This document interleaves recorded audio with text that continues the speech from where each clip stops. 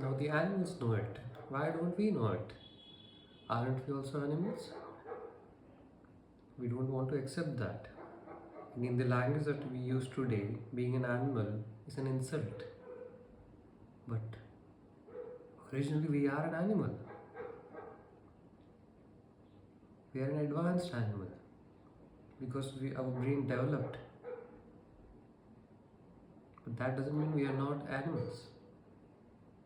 Our animal behaviors comes out. But basically what we are is we are an organism. Did you build this body? No. It took millions of years. We didn't do any single thing out of it to build it. Now, the birds in the morning, they just start chirping in the morning because they know.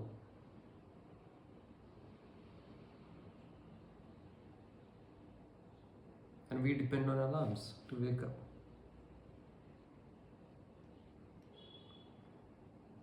Do you see how dependency takes a lot of forms?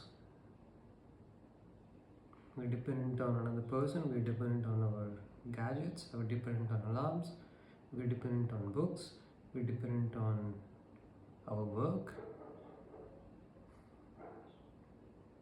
The list just goes on. Now, how do we end this dependency? End it once and for all. If you end dependency on your thoughts,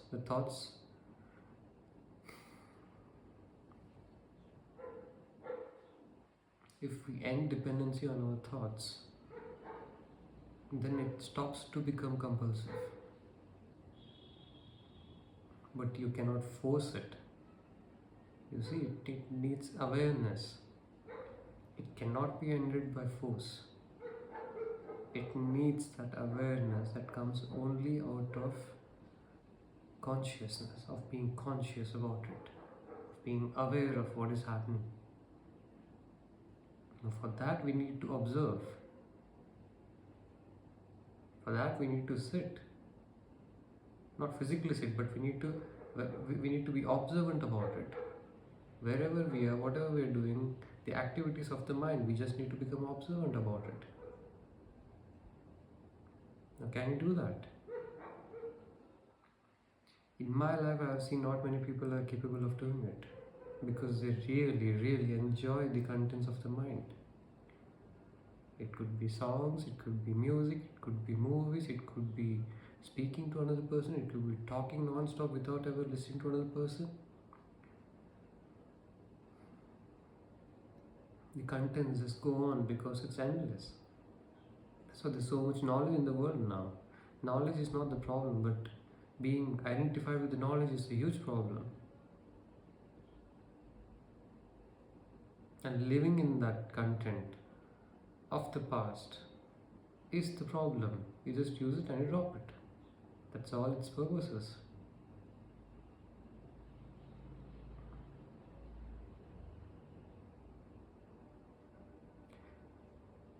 The content of the mind, I keep going back to these words. The content of the mind is time itself. Now we live in this world dependent on time. We need time.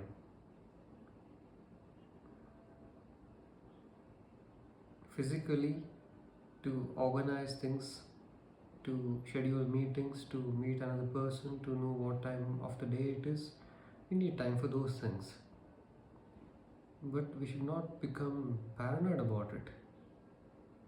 A lot of people have become paranoid about time. That means they have become paranoid about the past memories, about the contents of the mind.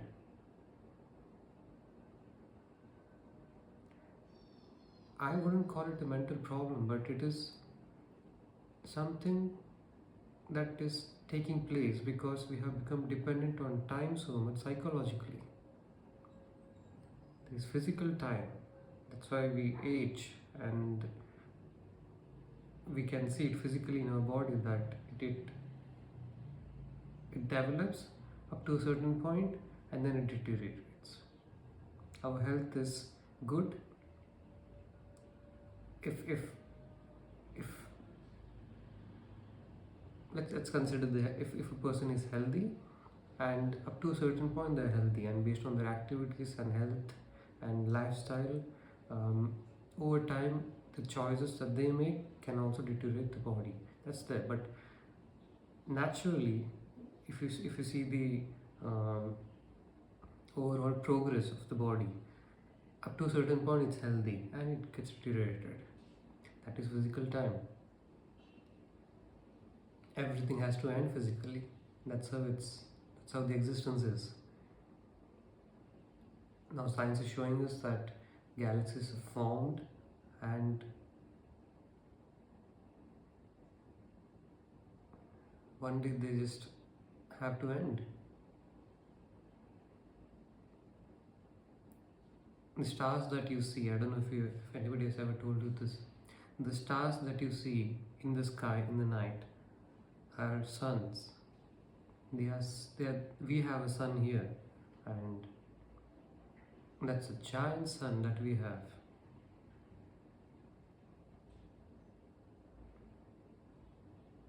That is a physical time. The sun had its own evolution, the sun had its own timeline for becoming what it is now. It had a past and a future, which is time, physical time. We as human beings, we also have a physical time, which is when we are born and we become adults, we grow up, and then our body starts deteriorating later on in our lives as we become older. Now everything has death. Our sun will die one day. This earth won't exist one day. This galaxy won't exist one day. Everything in this universe comes to an end. That is the physical time. We don't think about all these things consciously.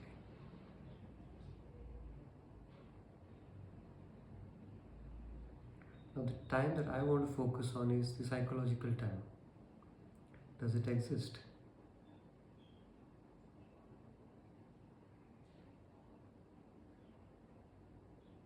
Does it naturally exist?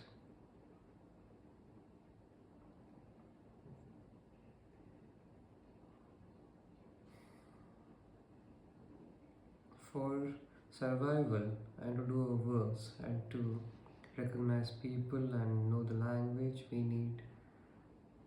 need to use the contents of the mind. That's obvious. And that's like a basic.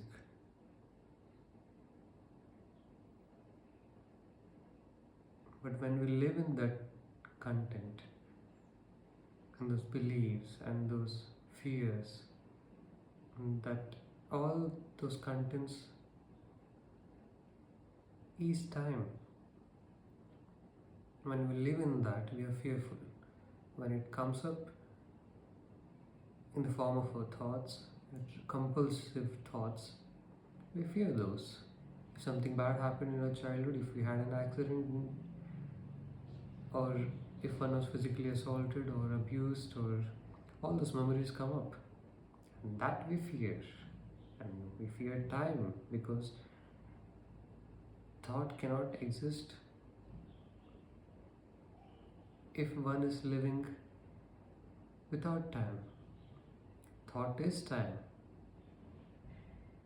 That is very deep to recognize.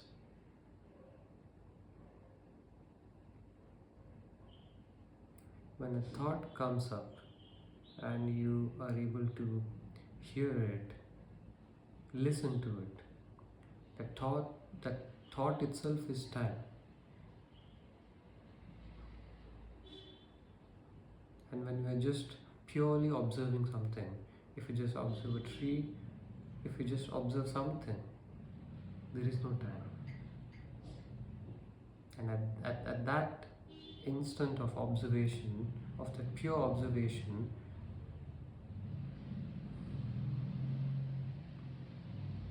past doesn't exist, the future doesn't exist. It is, you're just observing purely this unending moment. This unending moment is timeless. You're not in the contents of the mind, and you're not planning for a future which we need at certain point in our day-to-day activities, but we don't have to live in it. And when we don't live in it, we stop using it.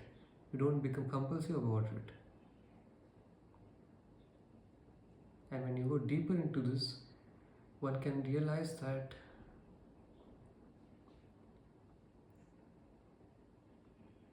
thought, a thought, I'm not talking about thoughts that keep coming up. A thought, a single thought is a word. It's the word that you have learned in the language that you know. And without that word, there would be no thought. Now you might say, what about people before the words were created? They had their own set of ways to converse with themselves. It could be sound. Word is a sound. Thought is a sound. Our ancestors didn't, even though they may not have had English at that time, they still had sound. Sound is the basis of existence. If you are attentive enough, you would see that the words that we speak verbally and the thought that you hear internally are just sound. It makes sense to us because we have made a language out of it, but originally it is a sound. It's a sound. And we have assigned that as a clap. Now, if a vehicle goes in the background as it is going now, it's a sound.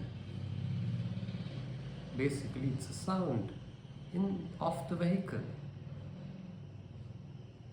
But what do we say usually? Oh, it's the vehicle going. But originally, it's a sound. That's why we're not able to recognize what our thoughts are, what the mind is, because we have become so identified with the words.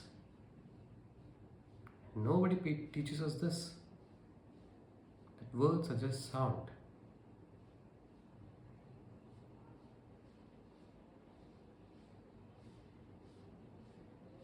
This makes me mad because if only our parents chose to, if only someone had told our parents that there's a different way to live consciously, where they didn't have to depend on the religions, where they didn't have to depend on prayers to gods to keep believing all this nonsense. And if only they had inquired, questioned all these things in their life before bringing in a child into this world, the world would have been a different place.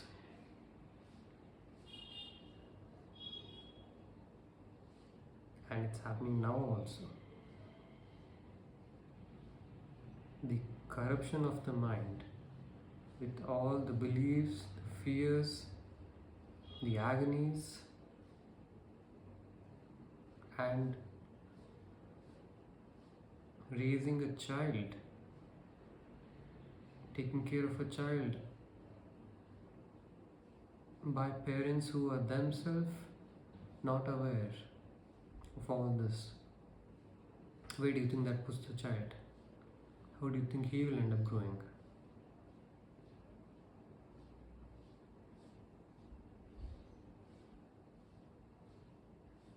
There's a lot of heavy prices we pay for being unconscious about the mind, for living unconsciously.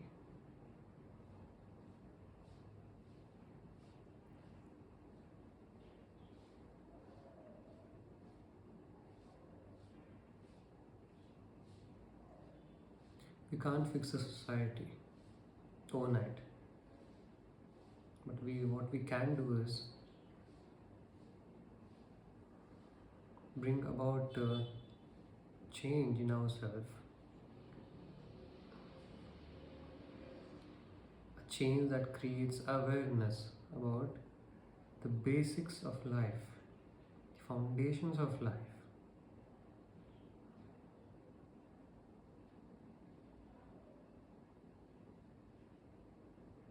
Once we recognize and understand what time is, first we need to understand what time is.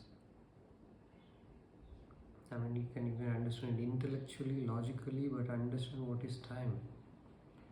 And just about this topic of time, there's so many definitions of it, there's so many research going on about it.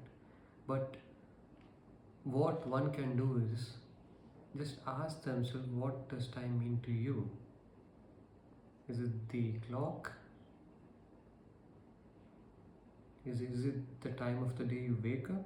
What does time mean to you? All these are meanings we have assigned to time, but what is time? Ask that to yourself. What is time itself beyond the word time?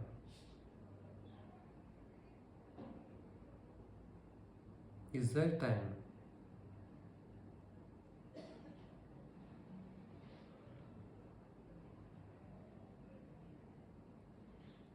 We recognized by going beyond the earth that the structure of it got confirmed once we went beyond it. In the same way, once we go beyond the mind is never a problem.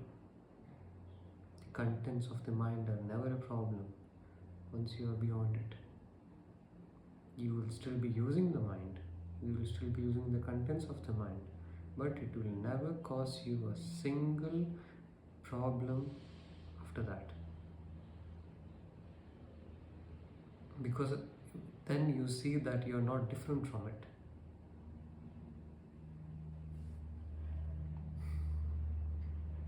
The root cause of all problems is division.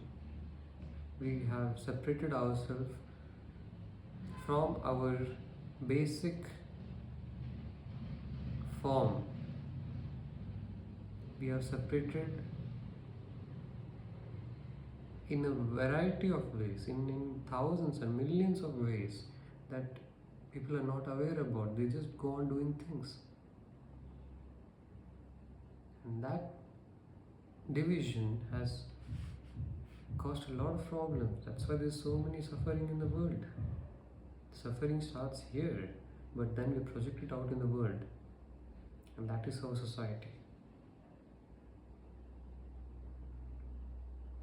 Unless this one is fixed, there can't be peace out there. There can't be peace in your family. There can't be peace in the education. The peace is just a word. It's just one of the things that we go to because we want to feel calm. But that is just a word. We use peace opposite to violence. Now, violence is real. And we worded out the word peace to be non-violent.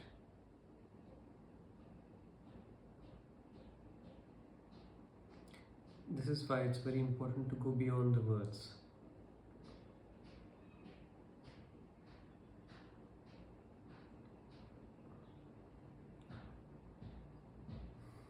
We can't change the society overnight, but we have to change ourselves. Change, a true change that is based on a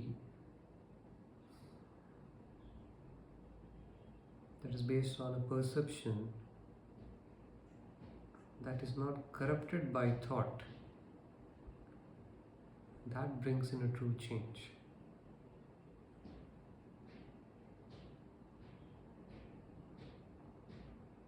And that change can only occur when you see the reality of time.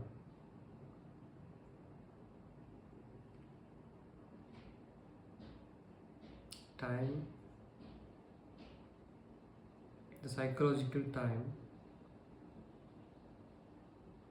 is something we can use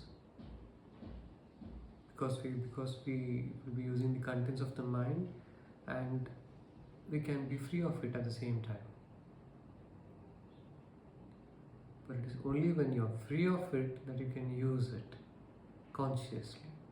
Else it is just going on repeating compulsively. Now, how can one become conscious? What is being conscious?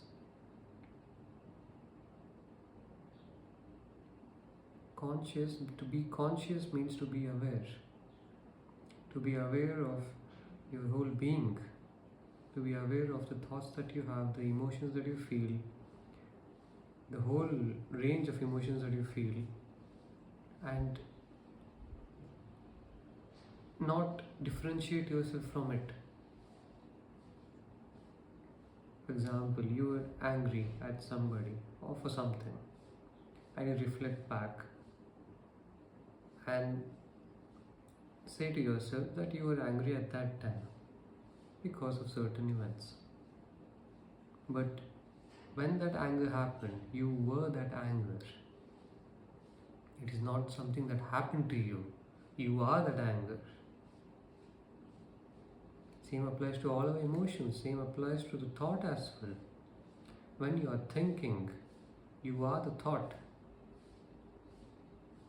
At that instance, only the thought exists. And I'm not saying you are the thought, but I'm saying in a way that in that instant, only the thought exists, and that means you as a being exists along with it.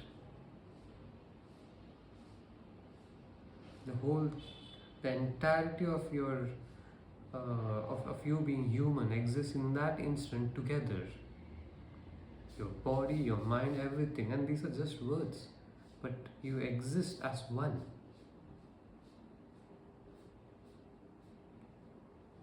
That's why this functions together. It's not happening independently of anything. It can't exist without the air, it can't exist without the environment, it cannot exist without the food. It's existing in harmony with everything else out there. That is how it came into being. That is how it was created. It is the environment. Now, because we see from up here everything, we have, and because we have that division right from our childhood, we see this as a separate thing. That this is me and that is that. This is not separate from that. And the way you can realize this deeply is first understand that what you go through in whichever country you live in, it's the same thing that another human being goes through in a different country altogether. The emotions are the same.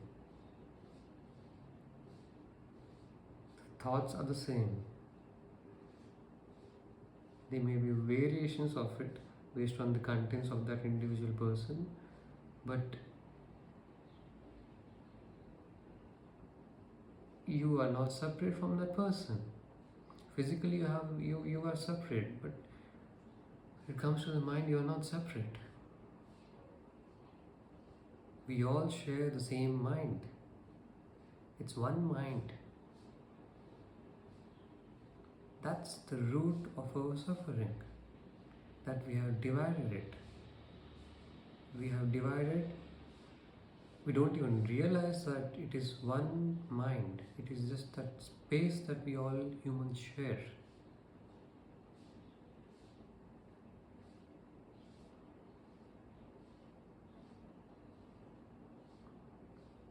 And because we have been brought up saying we are individuals, by the way, the word individual itself means indivisible, but we have separated that itself, and the word itself means a different thing now. Now, in this modern world in 2025, individual means just you, but the root meaning of that word was indivisible,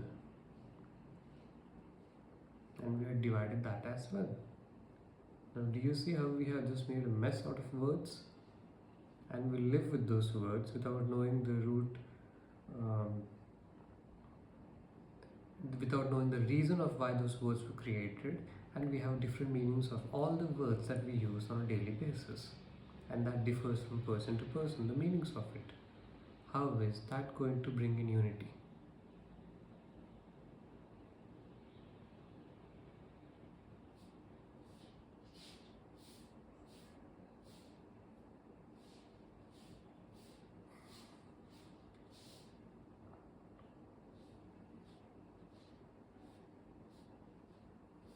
Will you look at yourself?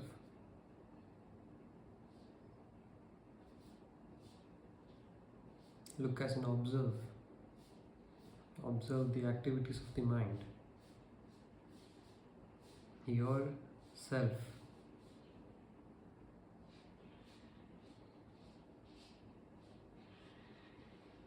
The self that everybody in spirituality is behind is just the contents of the mind. There is no self.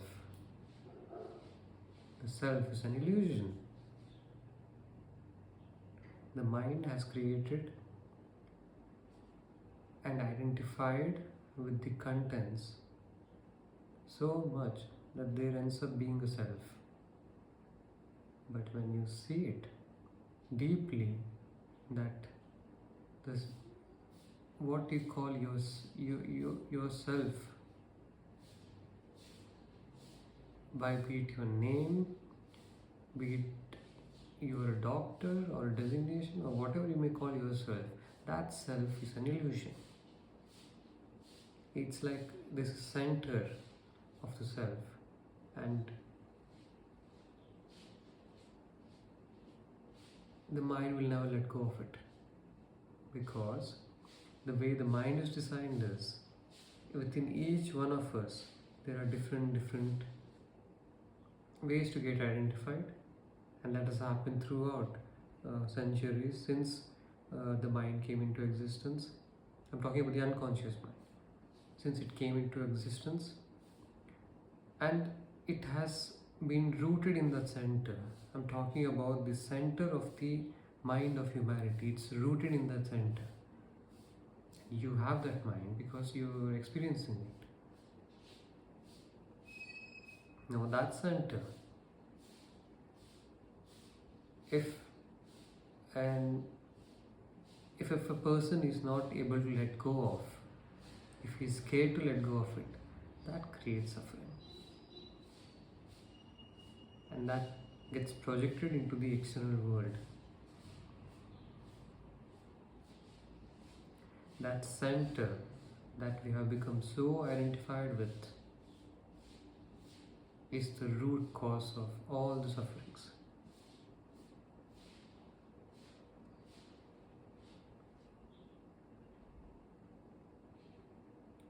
When Buddha said the end of suffering, he meant to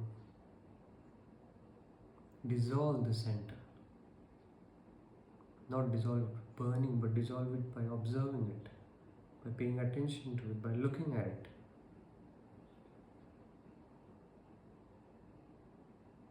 It's only when you look at that center without being biased about it, without wanting it, without even wanting to dissolve it, when you look at it, purely observe it, that center dissolves, because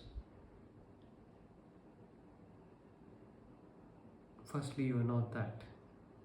You are not the contents of the mind. Secondly, it dissolves because that's the power of observation.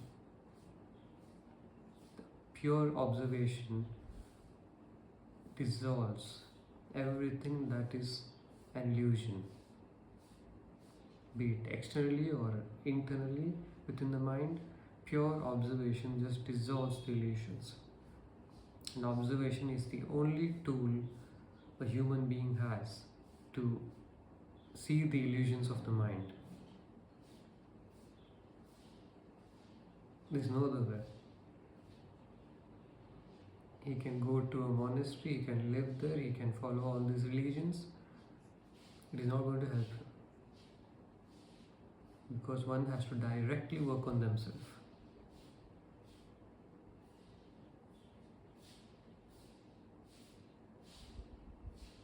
That center of the self that you think you are and which the mind keeps on protecting and does not let you come near it. That's your problem. That's the problem of humanity. Because that center, and it is just growing because there's so much of people now, because as the number of human beings are growing, the mind is getting influenced by all the unconsciousness. There are very few people who are conscious, but there is a majority of them who are unconscious, who are living just like that, without being aware. And because the center exists in the mind of humanity,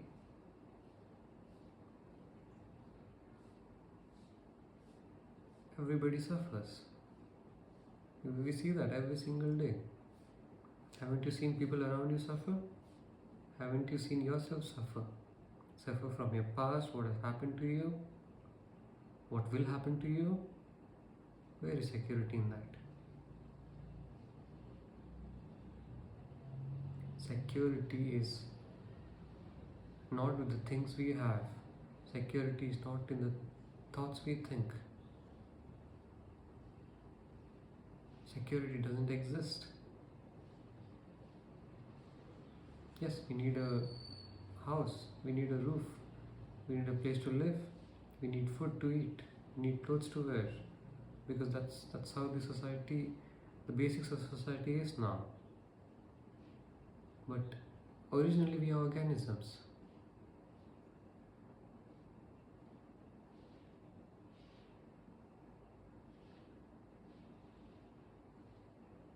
Do the animals need security? Does that lion in the jungle need security? Does it think of security? That's the main question. It does not.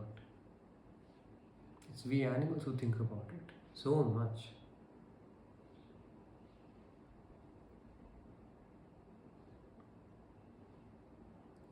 Until we continue seeking security, there will be no freedom psychologically. There will be no real freedom. One may earn a lot of money, one may have the best house, one may have a really beautiful wife, they may have a lot of children. There will be no security in that. Because what you are will come out. What that center is will come out. In the form of so many ways. It will come out in the form of all the built up emotions, or it will come out because it will come out unconsciously, because there is so much of unconscious contents in the mind of humanity. And that is why many people who have actually recognized this fact that there is one mind of humanity, and they try to share, or to put it differently, they try to tilt the balance towards making it more conscious, this whole mind of humanity, because it has just become negligible in that the people who are conscious, and that's a huge imbalance. That's why the world, the way it is now, it's really in a place that is difficult to come out of unless people become conscious.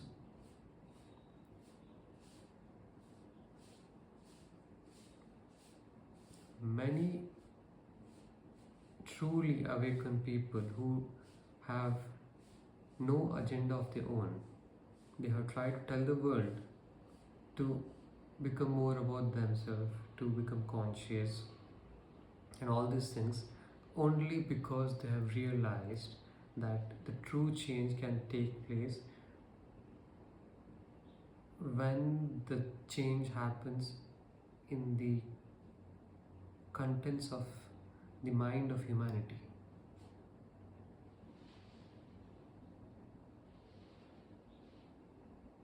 You are not aware of your contents. Imagine billions of people who are not aware of their contents.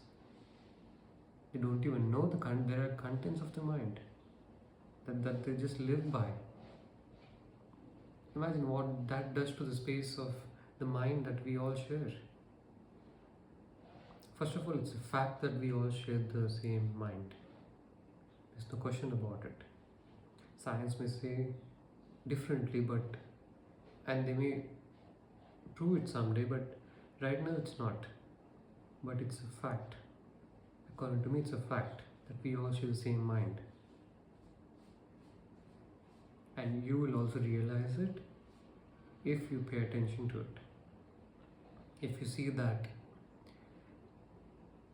the emotions that you have, the sufferings that you have, and all the good and the bad things that people do are coming out of the mind that everybody experiences. It's one mind.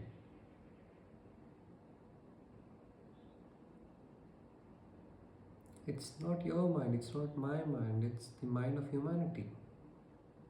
It's the mind of all the human beings who ever lived on this planet, because we are of this planet. And it will be the mind of all the people who will ever live in the future when we are long gone. Now, that mind of humanity needs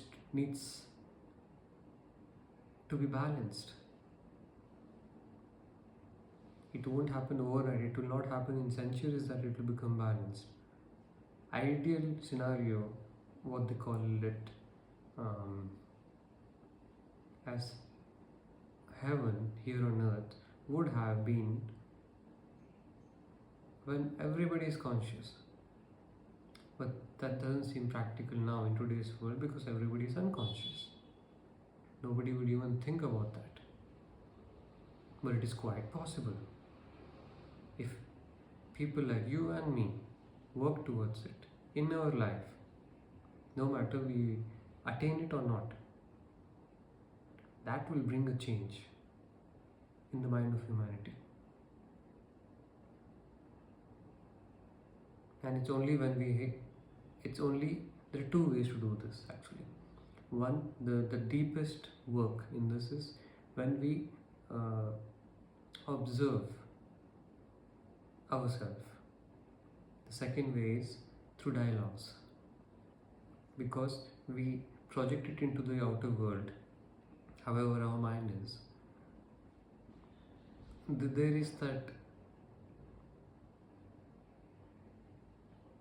how do I put it?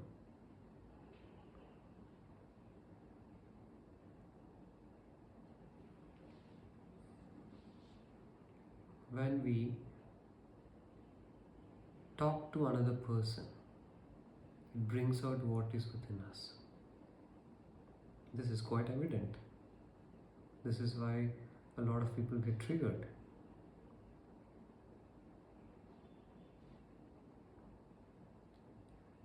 In our reactions, we can see what we are.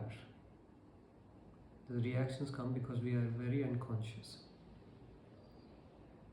Else you would never react. You just do things that make sense instantly.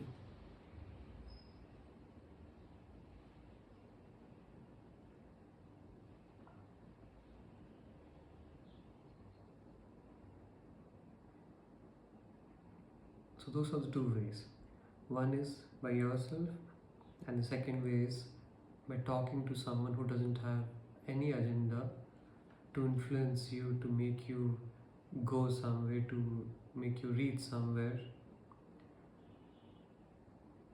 And that person who you talk to should not give you yet another method or a system that you can follow. This usually happens in therapy, because, and in religions, and in a lot of other places we go for advice or to seek help, to a friend, to family members. The other person, because they're conscious, they just project their contents onto us because they're not aware of it. If a person is aware, they will never project it on another person. They would just talk very consciously, and they would listen, really listen to the other person. The state of mind, the words that come out, and offer them a way that they would inquire things by themselves, that they would question themselves about it. That's a person without agenda. That's the person you will need to go to talk to about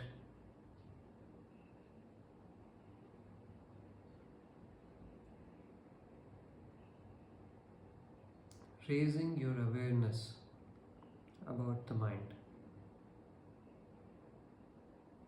That person would actually help you to look and observe purely, which is not corrupted by anything. When you look at yourself, there may be a lot of biases that you come with, and it takes a certain period of time to get into that depth. If you have never done that, it takes some time to get into the depth of reflecting and seeing things for what they are. And that is why another person comes into picture, and that is why people actually go to I mean, now it's corrupted, but they actually used to go to gurukuls, to gurus, so that they would have a person who wouldn't project onto them, who wouldn't project his own methods onto them, his own knowledge onto them, his own contents onto them. This is why it's very important to first be aware yourself, and if you're not able to do that, seek out a person who functions without any system in place. That's the dialogues, actually the back and forth dialogues that happen with that person. Through that you would understand a lot of things. First you need to understand, and then you can it will seep deep within yourself. I would still say that time is an essential factor when it comes to this perception of the mind. First, see that time is past. It is the memories that that the mind has stored, and you can't change them. There's nothing you can do about it. All you can do is become free of it. To become free of it, you will have to observe purely.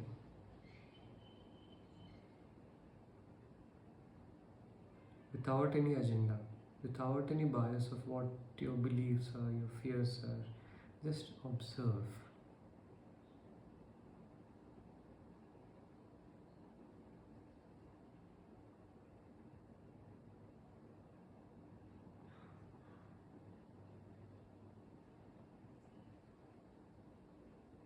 Observation is the only tool you have. And if you are not able to observe yourself, find a person who can help you in building that essential skill of questioning.